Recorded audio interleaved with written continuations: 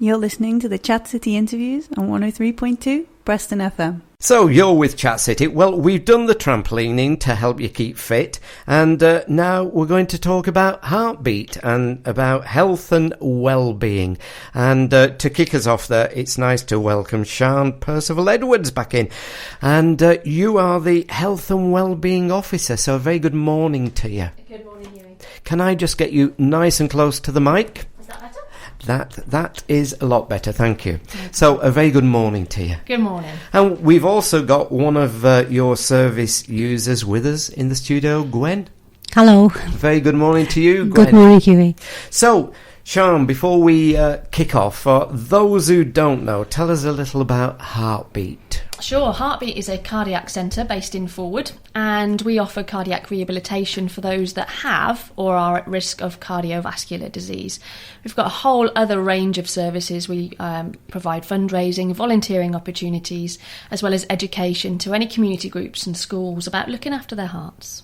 And education is a big aspect here, isn't it? Because I remember last time we met, I was asking, how you kind of get over to young people who are indestructible and nothing's ever going to happen to them. How do you get over to them about looking after their heart? Oh, absolutely. It's a range of different things, that you can give information all you want. It's, with heart health, it's just really difficult because it's inside you. You can't see what's going on. It's about making choices, but you can't see the effect that you're having often until it's too late. So it's about looking at models and talking about different things and making choices. And it's about, small things and small changes can have a huge effect on the body overall. Because the biggie that everybody kind of these days knows about when they think about hearts is giving up smoking. That's probably, I would imagine, top of the list, maybe?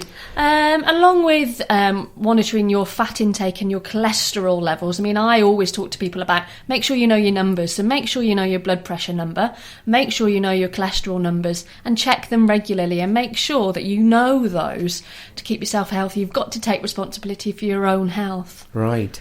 And Gwen, so how did you come into contact with Sian or with her service? Because what happened to me, I got angina. I was playing tennis and didn't feel very well. No pains, just didn't feel very well. But over the next few weeks from that occasion, I started having pains down my arms and again not feeling very well. Went to the doctors and eventually had an angiogram which said my arteries were 95% blocked. So I was on a lethal path. Dear me. But with me, it's more a family thing because I don't overeat. I've never smoked, and I do keep active. I like tennis, and I have a very busy life involved in a lot of things. And so it's a big shock when you're disabled as badly as that. I couldn't walk upstairs without feeling nauseous and really poorly. So I was glad to be rescued, and I got whipped off to Blackpool, Victoria. And a surgeon called Mr. Milner came and had a chat with me and said, you're on a lethal path and we need to rescue you, my dear. It was very nice.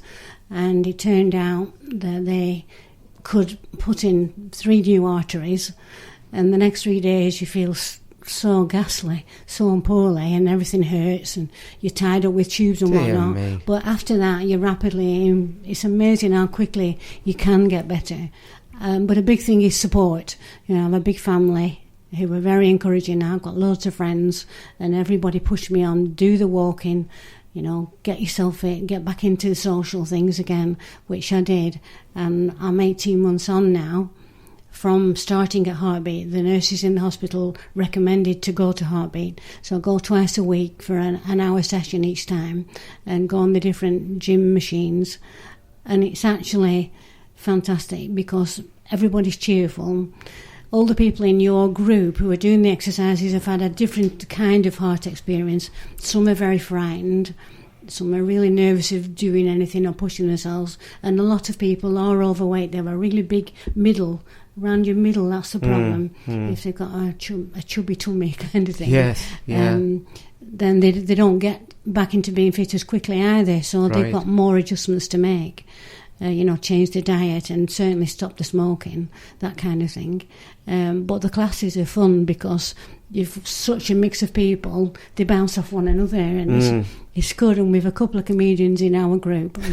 I'm sure. We've Yes. a lady who's a giggler. So everybody's cheered up. You know, you might not go feeling like you want to do exercises, but once you've been there, and Roger, who is our trainer, he's funny as well, and they play music while you're doing it. So everything goes to help you, and there are people there who can help you if you're feeling unsure of yourself and your confidence has gone. They'll talk to you and, you know, help you to get over these problems.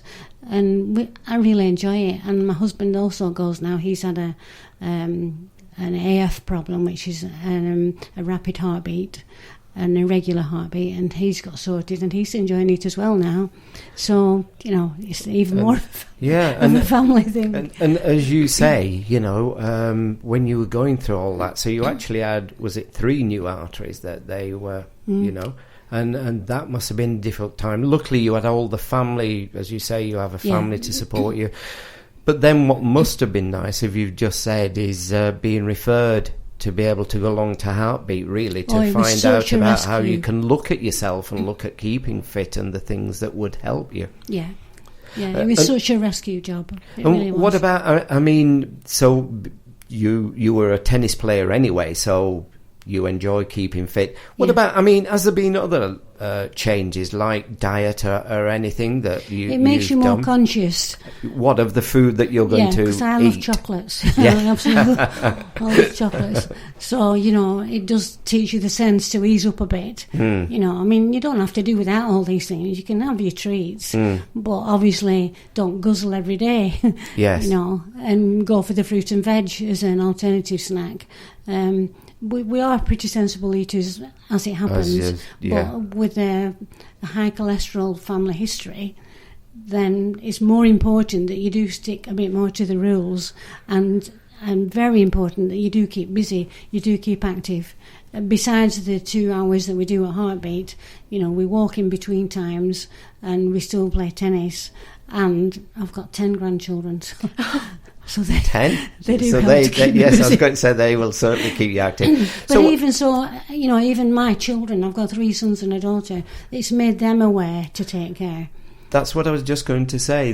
Because it's a family thing. Yeah, and the fact that you were referred by medical professionals to Heartbeat, probably never heard of Heartbeat before. No, I haven't. And through things like this, through this radio programme and that, then you're right. You mentioned helpful. Your sons. People can now find out more about Heartbeat and the things that you... Because I'm sure there's lots of people probably think that maybe apart from smoking and cholesterol, that there's not much you can do, but there is, isn't there? A lot of things. Absolutely. I mean, there are things that you can't change, and we call them non-modifiable risk factors. So, you know, if it's in your family, like Gwen says, so if it's mum, dad, brother or sister, it puts you at a higher risk of any form of cardiovascular disease.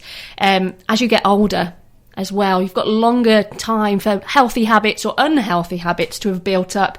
So the older you are, you're at higher risk. And also, you know, gender, younger men are affected by heart disease more than younger women. Right. But as the women go through the menopause, they then catch up with the men. And actually, cardiovascular disease is a bigger killer than all of the cancers put together. Right.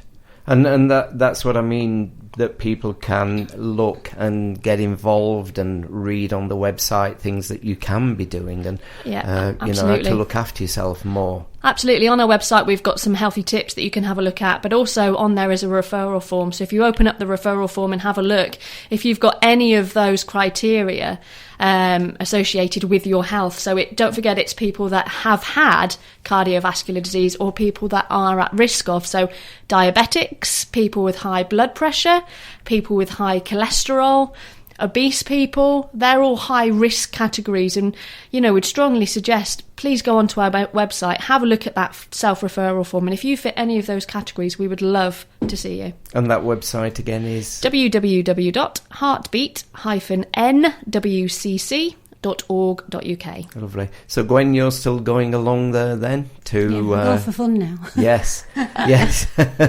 and help to keep the others young and in trim. Well, also, you know, you can help with the fundraising as well, which is also, we did a walk a few months ago, and And that was like a healthy thing to do, but it was a fun thing. And also we all carried a red heart balloon as we walked, and it raised the profile. You need to make people aware of it. Yes. Because my sons weren't aware, even though my dad had had a heart attack at 48. When I saw the surgeon, he said it was my lifestyle that made it that I was 73 by the time something happened to me. Wow. Because I led a healthy life.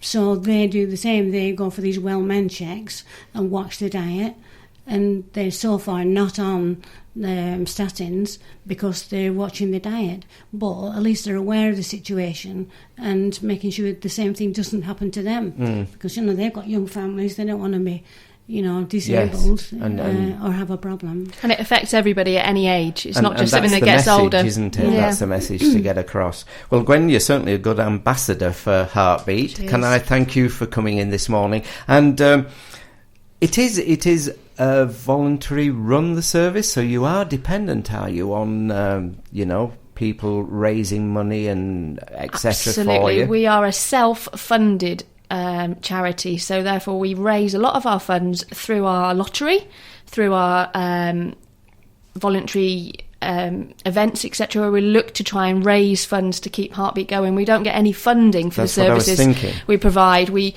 self-fund everything that we do, and really do rely on people's generous donations. And any events coming up at the moment, or are they being planned at this very moment? We've got lots and lots being planned, like Gwen commented about our annual health walk. That'll be going ahead again this year. We've got the dragon boat races coming up this year. We've got the ladies' lunch at Gibbon Bridge. Places are selling out, but we've got lots. And again, on our website there is a whole host of things. Whether you're interested in coming to an event or volunteering at an event, please get in touch. Great. And that important website again is www.heartbeat-nwcc.org.uk. Lovely. Can I thank you both for coming in this morning? Thank you very much. Thank you very much. Thank you.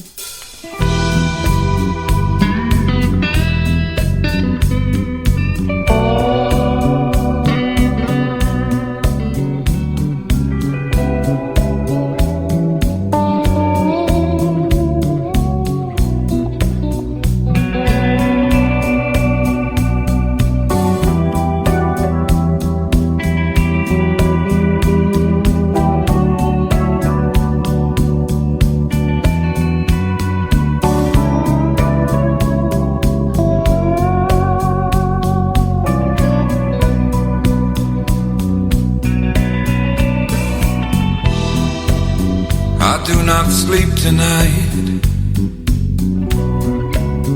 I may not ever. The sins of the past have come.